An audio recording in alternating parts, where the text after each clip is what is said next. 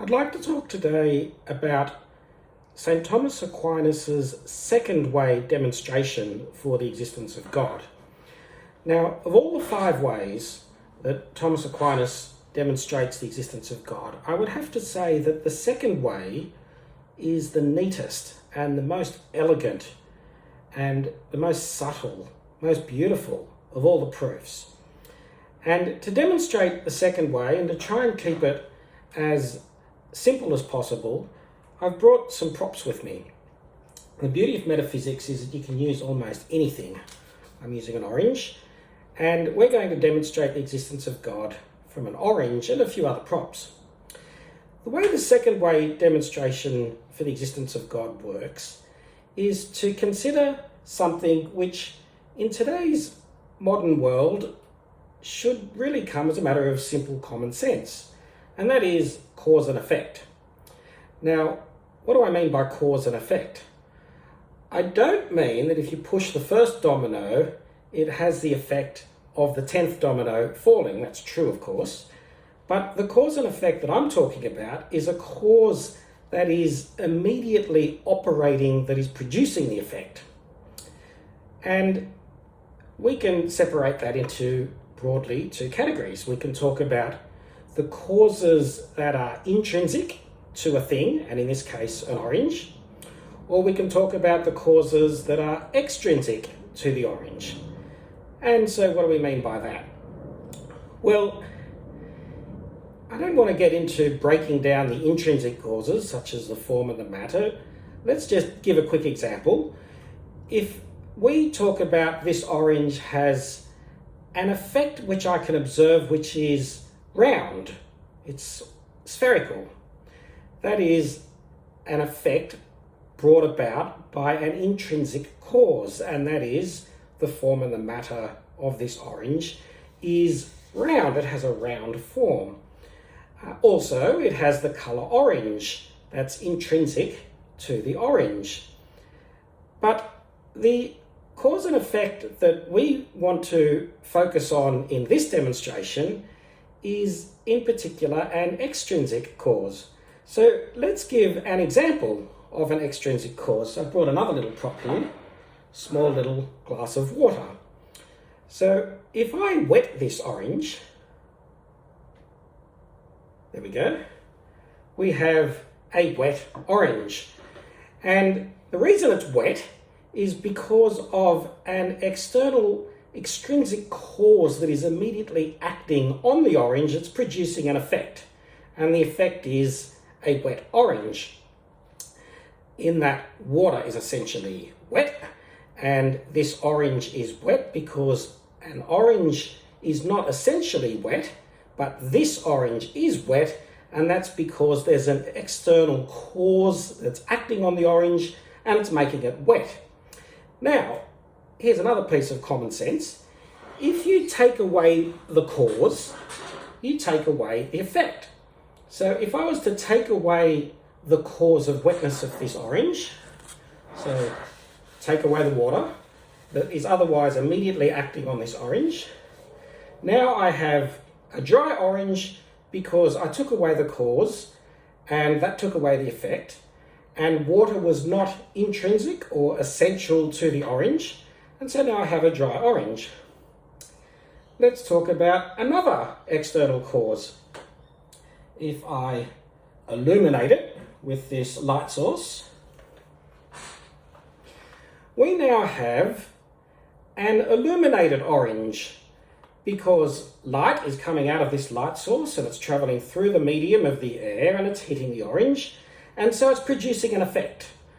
And since oranges are not essentially illuminated, it's not part of an orange in its essential nature that it have light on it, then this is an extrinsic cause which is producing an extrinsic effect.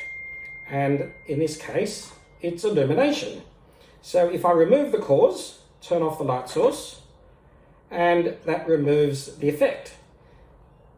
After it travels through the medium, of course, once the cause has been removed from the object, it removes the effect. Now, How does this demonstrate the existence of God? Well, the beauty of the proof is that we're almost there. We're almost done it. You'll see that those two causes and effects that I demonstrated, wetness and illumination, were not intrinsic to the orange. They came from outside. There is one other thing that this orange has, which is not part of its essential nature. And that means it comes from outside. The thing I'm talking about is existence. This orange has existence, but it's not part of the essential nature of an orange that it exists. Therefore, it's participating in existence in the same way that it participated in wetness or that it participated in illumination. That is the effect of a cause which is acting and not internal to it. Now, what do I mean by the orange exists? It's very commonsensical, but let's give an example of an essence that doesn't exist. If I spoke about the essence of a unicorn would be very horsey in nature. It would have 4 legs and a tail, but essentially, as part of its essence, it would have a horn, a single horn on its forehead. And you can attribute all sorts of other mythical essential qualities to the unicorn. But one thing a unicorn doesn't have, which a particular horse might have, is existence. So it's an essence. We can talk about what it is. That's what an essence is. But it doesn't have existence. Now, we can talk about the essence of an orange, universal orange, that it has a certain taste and it has a certain quality, etc. But when it exists, such as this, it exists as an individual orange, as this orange or that orange, because it contracts with matter, and that, as Aquinas says, is the individualizing property, signate matter as he calls it, and so it exists in the world as this matter or that matter. But the point of the proof, and we're there, is that since it doesn't have existence as part of its essential nature, it's receiving existence from an external cause. He calls that the efficient cause. Now, if it doesn't have existence essentially, then it's receiving it from something outside, which is giving it existence. If the thing that is giving it existence is not existence essentially itself, then that is getting it from something else. And this is a hypothetical concept, really, in that we don't know the things that exist between God and a substance. At least metaphysically, we would have to allow for the possibility of other things. But this is where now he talks about you don't have infinite regress. So, not to be confusing, yes, you can theoretically construct an infinitely tall building in the sense that there's no reason logically why you can't always add another story to a building. You can go on and on in an indefinite way or an infinite way. But that's infinite progression. Infinite regression is where if you're standing on a level of a building, then every level is dependent on the level beneath it, and ultimately every level is dependent on the first level. And if you took away the first level, you'd take away the building. It'd fall down. Can't be suspended in midair. So once you're standing on a building, you can't have infinite regression. You can have infinite progression in the sense that you'll always add another level, but once you're at a level, then you've got to have a finite number of levels beneath it. And so once you have an orange in existence, you've got to finitely get to a cause which is acting right present at the moment, giving that orange existence, which is the first cause and is itself essentially existing and not participating in existence. And since it's the first cause, it, by its essence, by its nature, it is itself not caused. So what are we arriving at? We are arriving at something which is the first uncaused cause. And that is giving existence to things that don't have existence essentially, but participate in existence. So that's me, that's the trees outside, that's the orange that I was holding.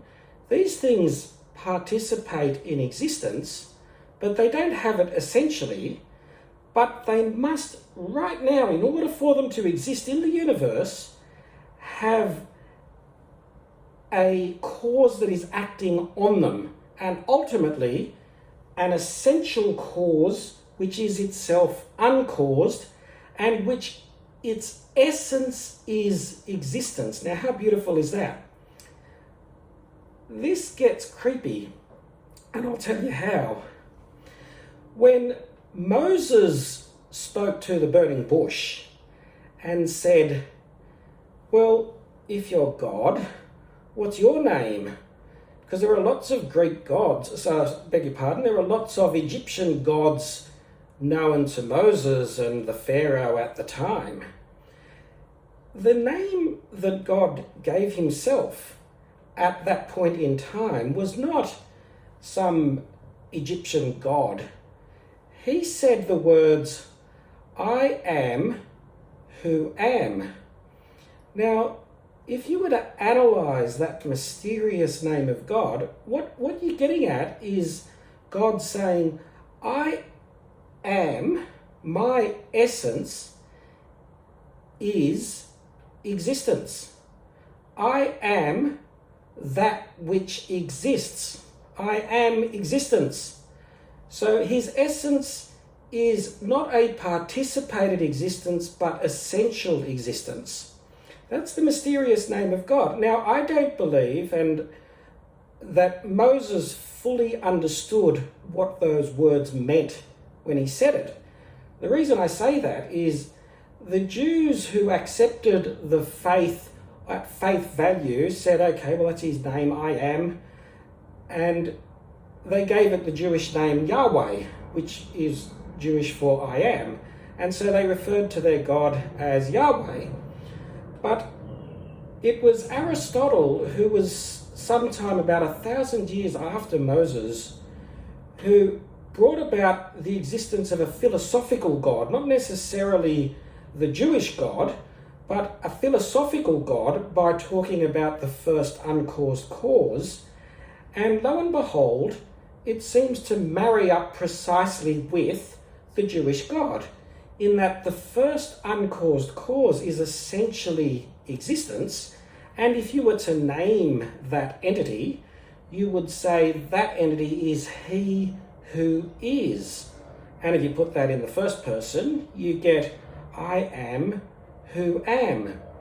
And so the second way demonstration is the one which most fundamentally gets you to as close as we can get to the essence of God through human reasoning. Through the light of reasoning, we can arrive at an entity which is the first uncaused cause. And that can be demonstrated from a simple orange or a horse or anything else that exists. And that's the second way demonstration.